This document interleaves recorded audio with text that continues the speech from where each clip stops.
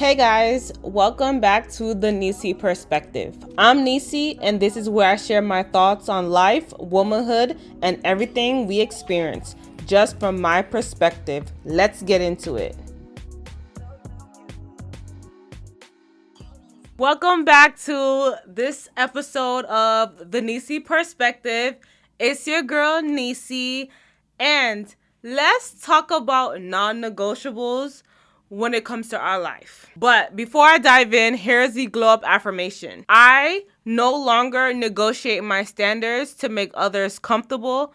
I honor what I require to feel secure, respected, and aligned. Now, if you don't have non-negotiables, life will negotiate for you, with you, without your permission. That's how life is. That's how life works. And it's just absolutely so crazy about it because when I think of non-negotiables, I think of the differences between what's a preference and what's a standard. So when it becomes like a standard, it's an established baseline rule or model used to measure quality, ensure consistency, or guide behavior.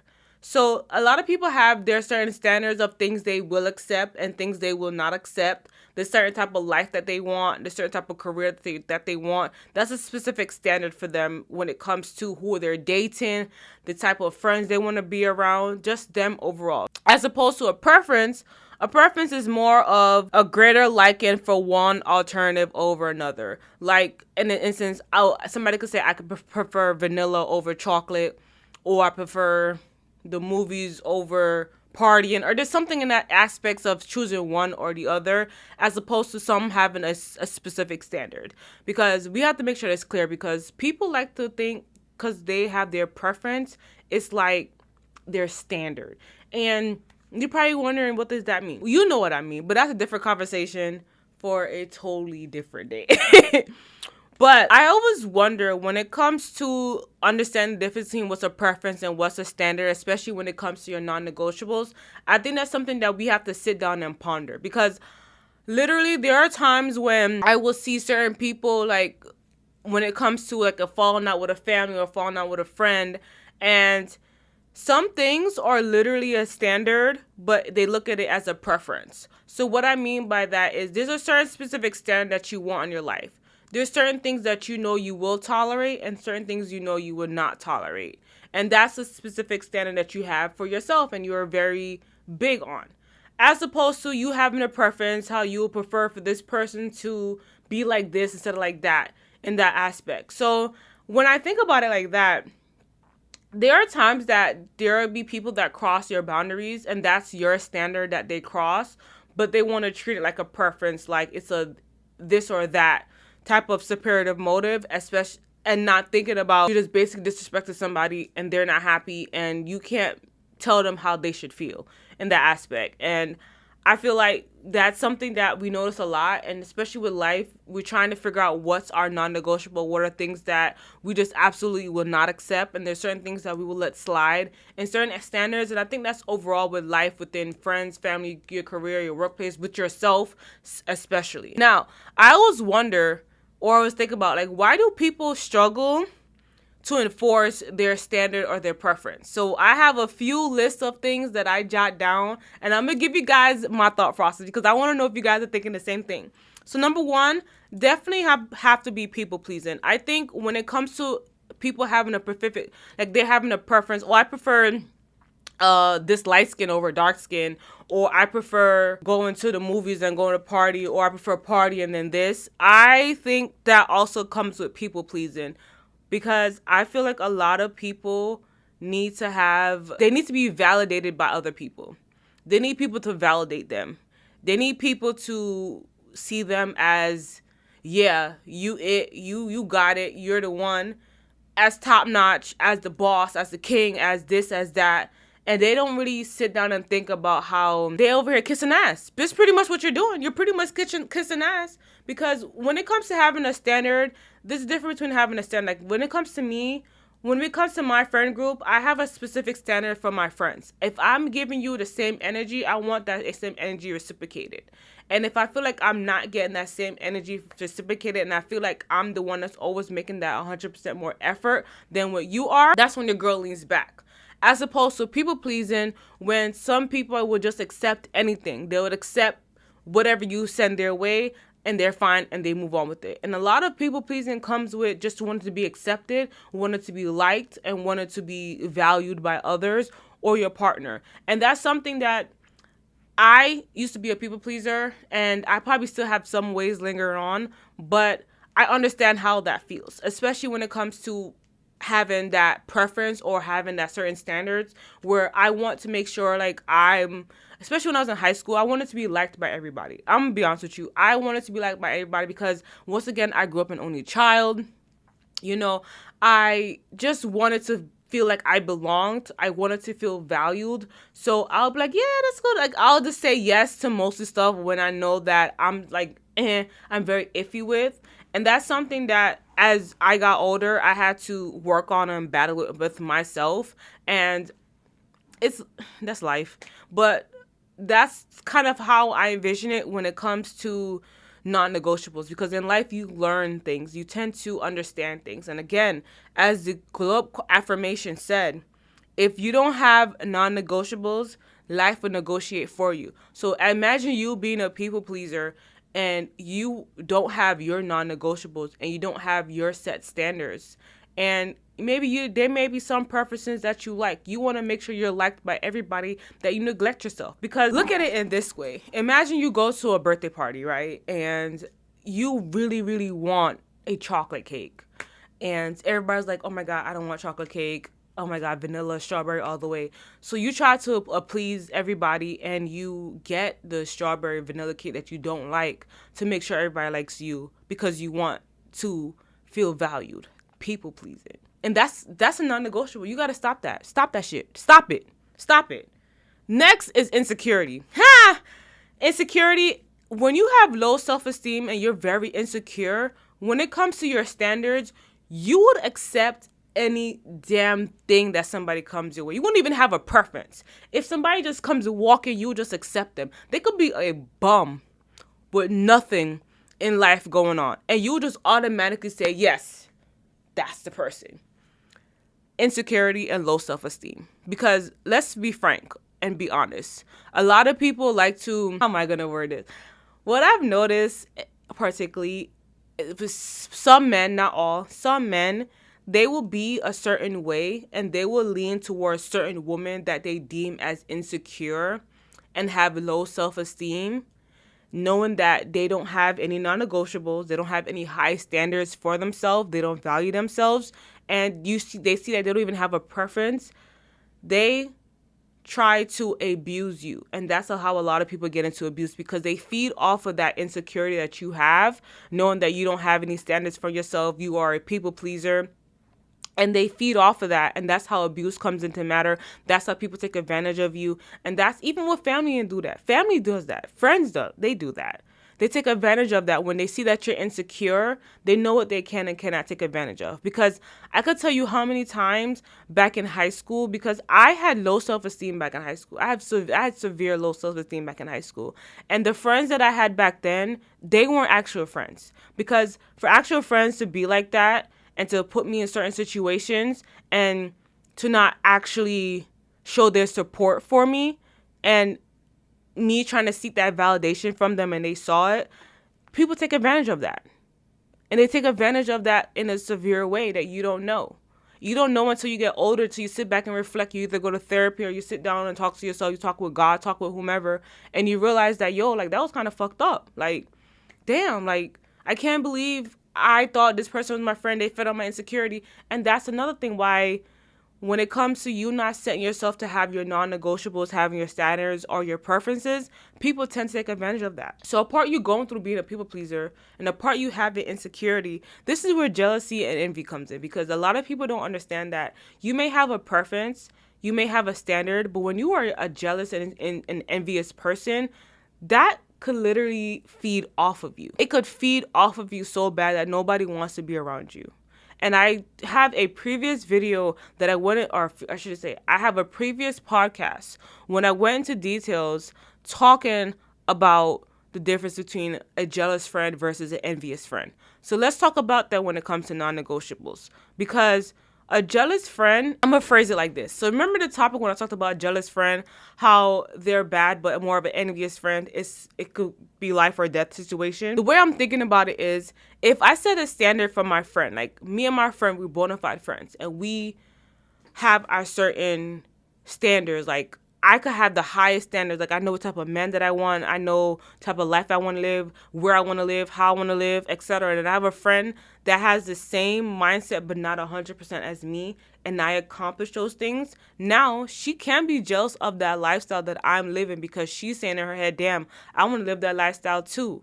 And I could see it as, oh my God, it's just I'm trying to motivate my friend. I'm not trying to come up this or that way.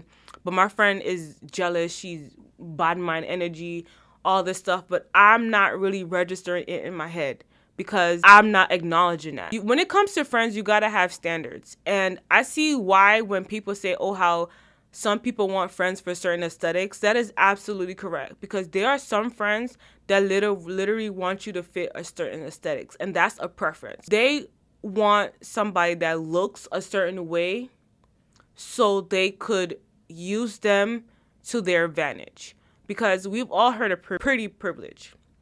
So let's say that you have a group of gorgeous, pretty friends. They're always going to want to make sure they have that friend group that looks a certain way. Either their body is or not done, but they have a big behind, they have a smaller waist, they have a nice bust.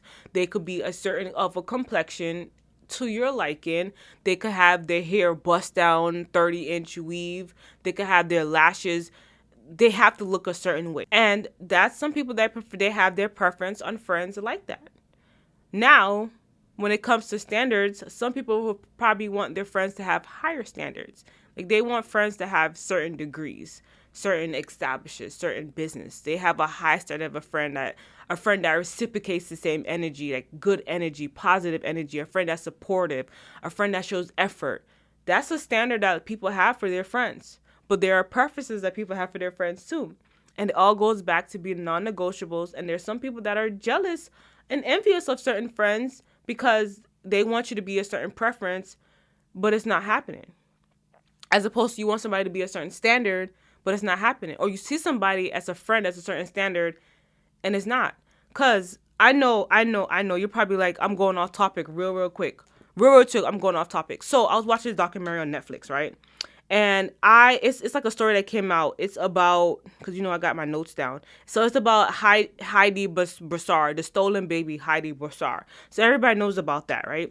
But I'm going to quickly drop it in some gems about when it comes to non-negotiables and with jealousy and envy, because I want you guys to hear me out here. So Megan was very jealous of Heidi. And Heidi didn't see it. Even Heidi's older sister, or I think a younger sister, she saw it, and she would tell her that she's been envious of you since you guys were teenagers. But Heidi's like, no, what are you talking about? We're best friends. Oh my God, what are you talking about? This is my best friend. This is my bona fide friend. She would never do that. The whole time, Shorty was jealous of her. And I really feel like Heidi should have, like, we can't determine that, because I have sat down and thought of friends that I literally thought we were cool back then in high school and college areas, and now when I look back at it, they were low-key jealous because they would make certain type of shade remarks that I never picked up back then, but I'll pick up now. You know what I'm saying? So I can't fault Heidi for that, because we've all had that. We've all been through that. That's how we learn. That's trial and error. Unfortunately, in some situations, Heidi, it didn't go out well. She didn't go out well. Rest in peace to her. It didn't go out to her the way she wanted it to. But what I'm basically saying is that we have to have certain standards and purposes for friends that we want in our life. And as soon as we hear certain bad mind remarks, we have to let that friend go. It's not once or twice that friend thought about that. That friend thought about that many times. And for them to bring that up occasionally, thinking that's going to be sweet, you don't know what else they're thinking about. You don't know what else they're plotting about. Because the whole time, Megan was plotting to take Heidi's baby because she wanted to keep a man that didn't even want her. And she was jealous because Heidi was pregnant with the second child and she was engaged. That's what I'm talking about. We got to be very careful when it happens, because sometimes you want friends with certain preferences, but we got to think about standards over preference. Because there are some friends, they may have certain preferences that you want, but they lack social awareness, emotional awareness. They're like the shittiest friends ever. And that's not people you want in your corner. You want people that's going to have your back. You want people that's going to rock with you, people that's vibe with you. Now, that goes for family as well. That goes for your career, your relationship, non-negotiables in life. Come on, baby, come on. Non-negotiables in life. So now, when it comes to me, I'm going to tell you guys my non-negotiables because I don't play those games. Number one, I'm always going to choose peace over chaos.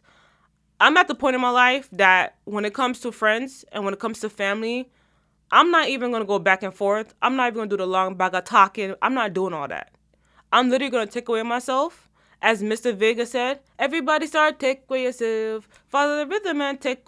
That's exactly what I'm doing. As of right now, I'm not going back and forth. What did Lil Duval say? I'm not going back and forth with you niggas. I'm living my best life. That's my mindset right now. Last year, it was so much family drama last year. I'm at the point in my life that I'm choosing peace over chaos. And if I feel like you are a toxic person, I feel like you are toxic in its entirety, I'm moving away from you. I don't want any parts of you. As my grandmother always told me, the same people that you think is going to be by your side is the same people that would have poisoned you and killed you. You wouldn't even know it. Period. So peace over chaos. I'm not in the bag of arguing, cussing. I'm not doing all that. You getting blocked and I'm moving on with my life. And it goes for friends as well. If I see that you're a friend and you don't have that same effort, if I'm always the one trying to make effort with you, I'm always the one trying to hit you up, talk to you, let's go out, let's do this, and I start to realize that it's not being reciprocated, I'm falling back.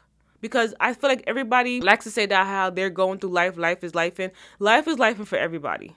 It takes literally 5 minutes to grab your phone, text, you good? All right. Don't get me wrong. There are times that I've been meaning to pick up my phone, text a friend, and I totally completely forgot. But I'm still going to do it. I have one best friend that I have known her since I was literally probably 5, 6, 7 years old. And she lives in New York. She has a child. She's in school for her master's in nursing. And when I tell you how many times I pick up the phone, I'm like, damn, I'm supposed to call her. I'm supposed to text her. And it sits in my mind. But still, we always kept in touch. I always hit her up like, you good? We'll talk for probably like a good hour, and then we go about our life. We go about our days. A phone call doesn't hurt. It's not going to hurt you. Everybody's going through life. Life is lifing. But I still want to make the effort. I still want to hang out. I still want to vibe. But if I feel like you're not reciprocating that energy, I'm not going to kill myself for it. Because I'm saying to myself, what's the point? What's the point? What's the point of me doing that? And that's why I'm choosing peace over chaos. That has become a huge non-negotiable in my life right now. I don't want any drama. I don't want any peace. I don't want any toxicity. I don't want any peace. I don't want any drama. I don't want any beef. I don't want any toxicity. I only want positive vibes in my life right now. And that's all that I value in my life right now. I don't want to be stressing. I don't want to be mixed up in my name call up and I said this, he says, she says that. I don't want that. One thing I like when somebody's direct with me. I want somebody to tell me, Shanice, I don't like that you do this and that. And they'll be like, okay, cool. So what made you feel that way? Okay, excellent. All right, boom, all right, got you. Keep it moving. But I don't like people that's very indirect with me because now I can't be fake. And what I mean by I can't be fake is that it physically hurts me when I gotta fake a smile to you when I don't want to. I'm not even joking with you. One thing my aunt always told me, she said, Shanice, I can read your face before anything. I cannot keep a poker face. I can't. If I don't like the vibes right now, my face is dead gonna show. I feel energy. I have huge discernment. And I'm not going to, it physically makes me sick to be fake. That's something that I had to learn overall as growing up, 1, and 2, being in corporate America. Learning that I have to adjust in certain surroundings and a certain environment. I got to put that smile on and I got to laugh and make jokes when I really don't want to. That's why it says I'm always going to choose peace over chaos. So even though it physically hurts me, just so there won't be any drama, any this and that, I'm just going to say, what's up, what's good, you good? All right, boom, keep it moving. And sometimes I'm not even going to respond. Or I'll say my 1 or 2 piece and that's it. Because I'm not going back and forth. I'm not doing it. And I feel like everybody has to come in a point in their life they have to do that. Because if you don't, it will literally physically cause you stress. Your cortisol levels will go up. you would have high blood pressure, you have high cholesterol, all for stress. Why would you choose stress and chaos over peace, where you could just have peace and cut everybody off? Simple as that. Now, another thing is financial discipline with me. Trust me, there are times that I wish I could just drop everything. I could just go on a trip. There are times that I wish I could just drop everything and pay something on a bag or a watch. I wish there were things I could just do that with. But as you get older, you have to learn the importance of having financial discipline. And I also want to be with somebody that values that same thing of financial discipline. Because if me and you are financially irresponsible, we're going to be in shitload of debt. Have you ever seen all those podcasts with that one guy? It's not Dave Ramsey. It's another guy. Forgot his name. And you hear the people, the couples specifically, that go on there, and they both have huge debt. And I'm like, damn, I'm worried about my little debt, and look at their debt. Their debt is like, they have thousands in credit card debt. Some people probably have, because, unfortunately, I think the average debt of credit cards in America, is 20K right now, something like that, 20 and 30K right now, something like that. And that's still a lot. It's still high. But to hear how people are like 100K of credit card debt, I'm like, how do you get 100K of credit card debt? That means that every credit card that you get, you just run it up and keep it moving. And I pray to God every day that I never become like those people. I pray to God every day to help me with my finances, to increase my finances, and to pay my debt down. Because that's crazy. So financial discipline is huge. You can't be with somebody that is literally lacks financial discipline, but you do.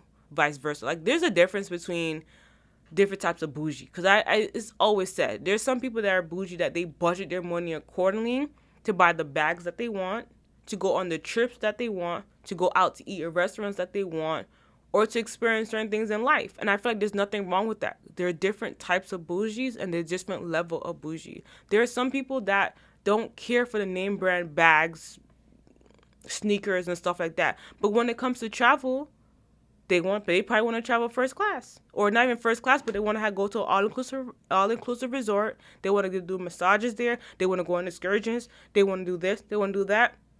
There are some people that value that. There are some people that probably value bags and stuff over traveling, or people that like to go to different restaurants over traveling. It's all a part of it. It's different levels of bougie. But financial discipline is very important. You have to budget accordingly for certain things. It's life. As we get older, we were all born with a gold spoon in our mouth. We have to work for the things that we have and protect the things that we do have, and work with our finances that we have right now. Some people are living below their means. Some people are living above their means, or some people are living right at their means. But it's all about financial discipline. And with me, don't get me wrong, when I was younger, I was splurging my ass off. I told you guys in one of podcasts a few episodes ago that I was big in debt. When I got out of college, I got out of high school, I was like 18, 19. I got my first credit card by First Bank, I think. I ran that shit up. That card was ran up. When I mean up, that card was ran up. Ran up. And I had to, as I got older, I had to understand I need to get my finances in check. And glory to God, I was able to pay that card off. And I'm better with my debt today. Yes, unfortunately, life happens. Hospital bills, medical bills, emergencies. Those are different between what I'm talking about splurging. Because literally, I was splurging my money. And that's why I feel like when it comes to financial discipline, financial literacy is also something that's very important as well. You have to have it, because if you do not, you don't understand how savings work, high yield savings work, stocks work. You don't understand how Roth IRA work, you don't understand how credit cards work. I know that's a big one. Or charge cards work. You just don't understand those different things. So how can you have financial discipline when you don't understand those different things? And it took me somewhat time to actually learn and understand different finances as you get older. But that's a part of life, and that's how you learn and how you move on. Simple as that. Simple as that. My next non-negotiable has to be reciprocation, respect, love, and effort in relationships. So when I talk about relationships, I'm talking about everything. I'm talking about friendships. I'm talking about an actual relationship with my partner. And I'm talking relationships at work. I'm talking about everything overall. Family relationships, That's what I mean when I say relationship, because it's very broad. I'm very big on reciprocation. I am tired of trying to do more and reach out more and do more for others, and it's not reciprocated. And I mean that highly for family. I mean that highly for friends. I mean that highly when I in the workplace, and I mean that highly overall in life. I'm not breaking my back if I feel like you're not going to do the same for me. And when I see it when it comes with family, you know there's certain families that would break their back for you and certain families that just would not. And I'm not saying that like talking about when it comes to begging money and stuff like that. I'm not talking about that because there's differences. When it comes to beggy type of people, that's completely different. I'm talking about family that if you ask them, hey, can you just do this one thing for me?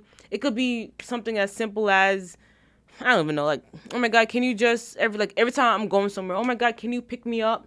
Oh no, I can't pick you up. Oh my God, I'm so busy. Oh my God, I'm so busy, can't pick you up. But when they come, they want you to do everything for them. Or those family that when it's like a situation that's happening, they would believe everybody's side, but they won't believe your side. But they expect you to still be having a smile on your face and talk to you. Why would I do that? Why?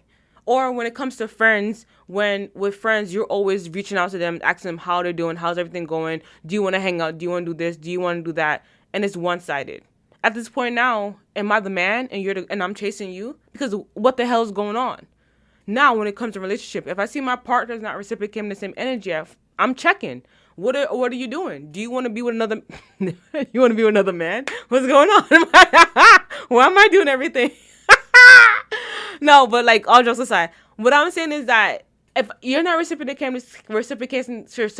the same energy for me, then what's up? Like at work, if I have a project and you have a project and you want me to help you with your project, when I ask about my project, you don't, then what's going on? Like, that's what I mean when it comes to reciprocating energy. You want people to give you that same grace, but you don't want to give the other person that same grace. You want help in a project, but you don't want to reciprocate that help somebody else with a project. And that's something that I've had to learn, that some people just do things for themselves and they could be very selfish in that way. And don't get me wrong, people also create their boundaries, because I never want to get it twisted that somebody, oh, they're creating boundaries, because I understand that 100%. I read the book Set Boundaries, Fire and Peace by Nedra Glover Schwab. Yeah. So I read that book. I understand the importance of setting boundaries. So I'm going to let you understand. It's different when it comes to setting boundaries, because setting boundaries is something that you don't want somebody to cross a personal boundary line. And there are certain boundary lines that I can understand that people do not. But you can't want people to do that for you, but then you draw the boundary when they ask you the same thing. That's what I mean. I mean it in terms of like, if you want your cousin, I'm just throwing it out there, your cousin to give you $1,000, right? And that person probably like, damn, okay, I know my cousin, they're good for him, I'll give them, right? But you have a personal boundary on money. And let's say you pay back the cousin pay you back, and then when you need the help and you ask the cousin for $500, see one that borrowed $1,000 from you, and they say, well, I have a personal boundary, I don't like lending out money. What? No. See, that's what I'm saying. Like, you can't, like, that's the situation. Like, there are some situations that I can understand, but come on, that's messed up, yo. Because especially if you know you got it. That's messed up, though. Like, your cousin asked you $1,000. They gave you it. You gave it back to them. And then probably, like, months later, they're down. They just need $100. And you're going to say no because they crossed the boundary line. Because that literally goes back to the story that I told you guys where I heard a story of this woman that said that she was helping her cousin out because her cousin was sick. Helping her cousin out to the yai blue. She ran out her savings, her 401k, everything to help her cousin out. Only for the cousin to turn back and say that, I don't know why you would do that, because I would never do that. I had the money in my bank account. And that's what it says about reciprocation with relationships. Because some people, they're mean. Mean? If I'm your bona fide friend and we're going out, you know we are going out, and you see me buy around, I'm speaking in Jamaican terms now. You see me buy around, and you see me buy around, and you can't spend that same money for buying one around next round too. $20, $25, $30 at that. Some people are just really selfish. And it's so crazy. You want everybody to break their back off for you, but you don't want to do anything for anybody. And then you wonder why when certain things happen, like, come on, yo. Like, I never want to block my blessing from God. I never want to. Never. As much as me, I blew. Somebody begged me $100 and say, you know what? I can't give you the 100, but I give you the 50. You know what I mean? I can't give you the 50, but me give you the 25. Something. It's always, I try to reciprocate that energy, because if I was falling down my fears and I wanted help, I would have been like, yo, can I beg like a $20, man? Like, come on, yo. Now, when it comes to respect, I feel like respect also have to go both ways, because there are some family members that don't respect you. There's some friends that don't respect you. And there's some coworkers that do not respect you. And there's just some acquaintances that you have that just do not respect you. How do you expect me to show you respect, but you don't want to reciprocate that same energy? The same way when it comes to love. How you want me to show you love, but you don't want to reciprocate that? It's the same way with effort. How you don't want to make that effort, but you want me to make that effort? Come on, man. Like, that's the thing that I'm talking about. Like, when it comes to family, when it comes to friends, associates, whomever. If I'm going on my way to make sure you good, I'm trying to help you out, and you not doing that same thing to me, then I know where we stand. I know where we stand, period. Simple as that, I know where we stand. And lastly, having a growth mindset is a huge... If you don't have a growth mindset, and I have a growth mindset, then why are we in the same situation? Because there's no way I could be with you. It's like when you hear so much people talk about how they used to be in the hood, and one person decides to elevate themselves, and they have this growth mindset of elevating, starting their business, moving on, getting out the hood. And then you got people that's still in the hood, and then they having a whole attitude at you because you leveled up. Like, what? Come on, man. Because if you're in the same situation, you wouldn't want to go back, because niggas gonna rob you. Niggas gonna rob you. Like, come on, yo. Like, that's the same thing when I hear people talk about, like, 50 Cent, talk about, like, Jay-Z and, like, all those rappers, that when they get out the hood, and then they, they go back, show love for 2 or 3 seconds, and they dip. Man, he wants to stay in the hood. He ain't walking. Like, they don't owe you anything. And just because you lack that growth mindset, don't put that on somebody else. I say all the time, some people do not like to see you do better than them. And that's another thing with growth mindset. If somebody sees you doing better than them, especially if you both were on the same path, but their path was a little bit longer than your path, and your path was shorter, bad mind right there, right then and there. Right then and there, bad mind. Negative energy, bad mind energy, no love.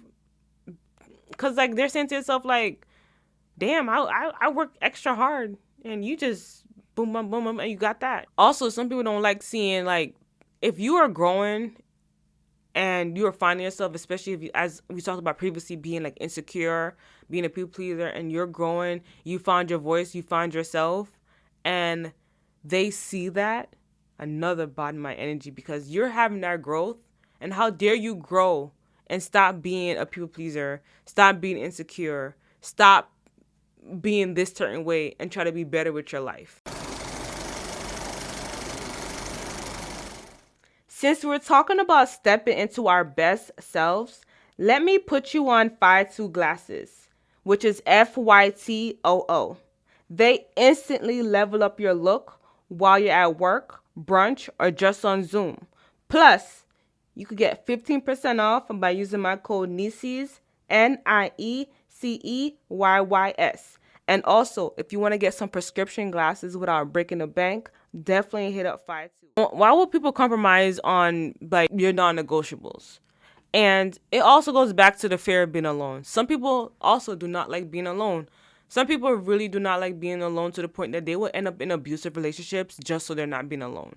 They will end up with the worst, like the barrel of the barrel type of partner, so they won't be alone. And that's what's scary, because like, when I hear a lot of stories about some people, when I see some women, how they have their boyfriend, partner, whomever, has like 20 baby mamas and 25 kids, and they still want to be with him because want. You hear how dumb you sound? Do you hear how dumb you sound? Are you that scared of being alone? Or some woman that they've been with their partner for 20 years and the partner is a piece of crap and they accept anything. Are you that scared of being alone? Because I promise you, as somebody that was raised an only child and had cousins within the same age range, but still went home an only child, I came out perfectly fine. I came out even more independent, being more mature for my age, which is a hit and miss.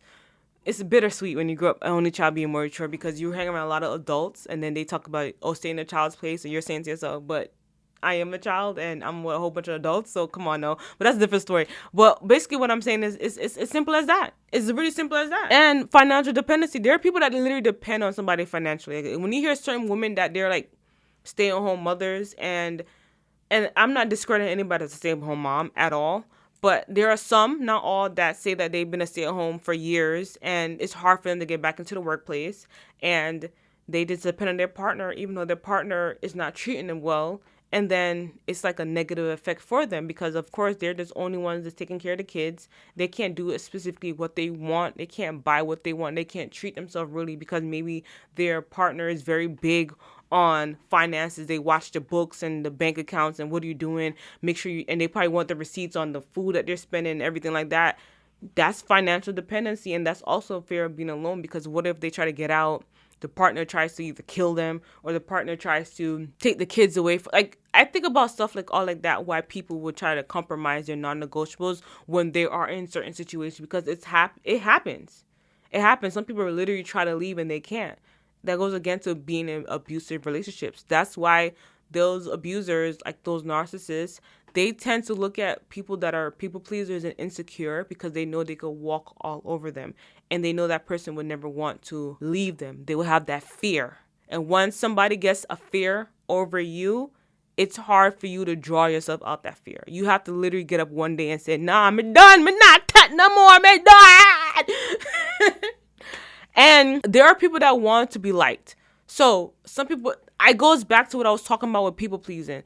Why some people do not have non-negotiables because they want to be liked. Like with me choosing peace over chaos or my financial discipline and reciprocation and growth mindset, those are not attributes that people are going to like. Because if I'm telling you that I'm not with the drama, they're not going to want to, they're going to be like, what, like who does she think she is? They're going to be like, who does she really think she is? And I'm like, I'm me. But that's what it goes about wanting to be like. When you come to the realization that you want to stop being a people pleaser and you don't care who likes you or not, that's when you have that empowerment over people. That's when that person knows they can't have power over you. They can't talk to you. They're not on your level at all. Because some people want to be liked so point that they probably haven't healed their people pleasing ways and they want to be like, or they're insecure, that non-negotiables become slim to none and people just walk over and step all over. Because literally I see family members, I see friends, I see workplaces where people will literally just walk over you. Literally walk over you if you don't step up and you don't talk. If you have your standards and your preferences, stop trying to be liked.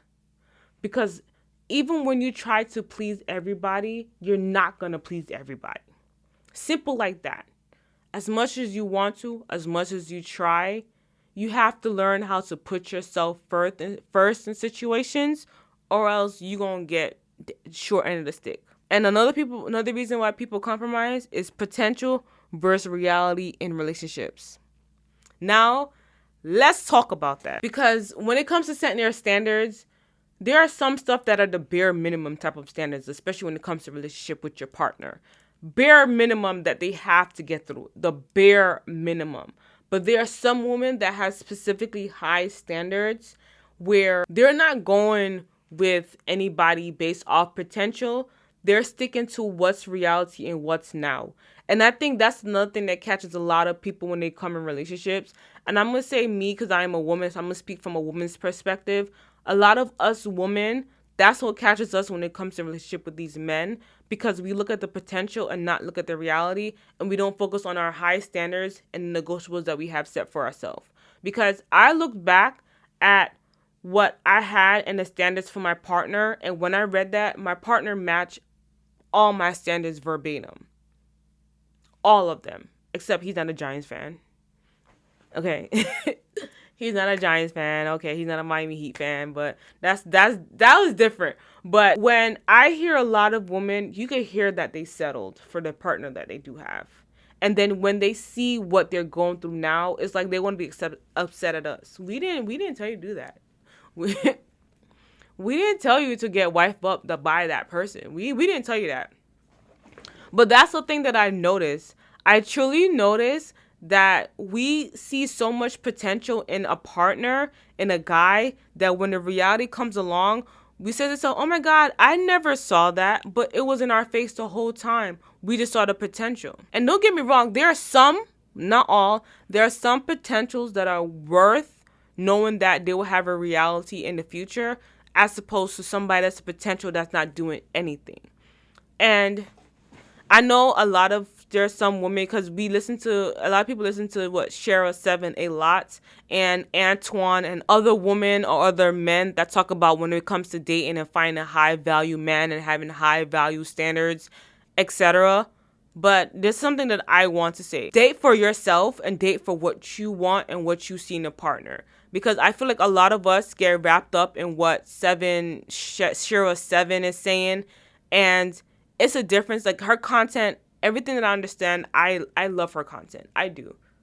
Everything that she says, sprinkle, Antoine, everything that he said, I understand it exactly 100%, because that also helped me to kind of pinpoint the type of partner that I want in my life and to find out the negativity. But let's be honest, we're not all going to find millionaires. We're not going to all find millions, because if every woman's looking for a millionaire man, and most women, not all, I should say probably about, depending on race and stuff and factors, some men, they make more money than women, but some women still make more money than men, if that sentence makes any sense. But we're not all going to find that same partner. And I think that's okay. But in a potential, what I mean is that if you are in college and you're going for a certain degree and your partner's going for a certain degree, that's a potential in saying that he's probably going to be a doctor, or he's probably going to be an engineer, or he's probably going to be a veterinarian, or he's probably going to be a nurse, he's probably going to be a radiologist, accountant. You're seeing the vision and the potential that this is going to be reality, that he's going to have a better, higher, longer paying job. Or you've seen somebody that's in trade school, that he's in barbershop. He's a barber, but he wants to own his own business. So you see the potential when it comes to certain like this. But if you pick up somebody that's a bum and you try to say you see a potential, that's when a reality kicks in. And then you look at us like, oh my God, why you didn't tell me? And we're telling you, like, you didn't see this? It was like that one movie. Was it Two Can Play That Game? It was a character with Bobby Brown when he played a bum, and Shorty went and she picked him up, got him his teeth fixed, make him like wear better clothes, make him look more attractive, and then he turned around and cheated on her. You saw the potential that you was working with. Remember, he was somebody that was not liked. So now that he's getting all this attention, of course he's gonna act an ass. That was clearly evident, and that's usually what happens. That's why they always say you never pick a man up. So that's another thing when it comes to potential versus reality. When it comes to potential of a man, you never pick a man up. You let him fend for himself and work for himself, because there's going to always be that resentment that, oh, she helped me do it. There are slim to none. And what I mean is, I'm going to be there are slim to none. I mean, probably like 1 in 1,000 men that will not be like that, as opposed to the rest that will resent you for that. And that's just something that I hear, I acknowledge, understand in that experience. So yes, that's why I feel like it's very important when you have your non-negotiables in a relationship, you stick to it. Potential can be there to a certain extent. Always to a certain extent, I feel like potential is there. Because once that reality hit, that potential that was always there that you were blinded by, you will see it in reality, and you will be so pissed at yourself that you never caught that, and you're probably in too deep. Probably done 20 years in marriage, kids, and you had the fear of being alone. Now with me, I know I switched my whole name from the glow up, but the glow up shift that helped me is setting my standards in my 30s that are totally different from my 20s. Because certain things that I would have accepted in my 20s, I'm no longer accepting in my 30s. There's nothing that nobody's going to try me in my 30s as opposed to did in my 20s. And as God's willing, when I reach my 40s, 50s, and 60s, 70s, 80s, 90s, my standards get even higher. That I have low tolerance to BS. Low tolerance.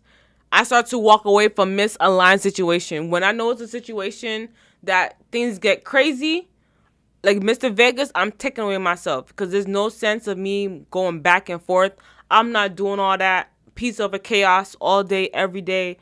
I just learned more that not everything needs a response. Even though I want to respond, even though I feel the need to respond, But there are going to be some things I'm going to post on my Instagram that just expresses how I feel.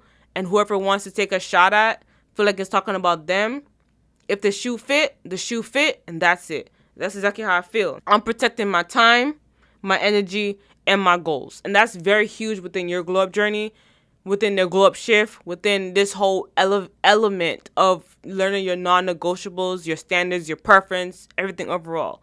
Focus on protecting your time, focus on your energy, and focus on your goals. And that's what's going to help you reach the level and understand, like, maybe when you're in your 20s, there's some things that you learn that you know how to move forward with. And now that you're in your 30s, things are totally different. And lastly, I'm going to stop explaining my boundaries to people who benefit from not having it. And that's something that's I want to leave you guys with. Stop explaining your boundaries to people who benefit from you not having it.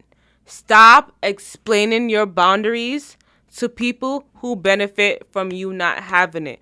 That's what goes into non-negotiable, because if you have high standards for yourself, you set a certain standard that you want with your family to obey by, especially when it comes to your boundaries. You want your partner to obey by, you want your friends to obey by, in the workplace to obey by, and they're not, because they want you to have no boundaries so they could overstep. Remove them.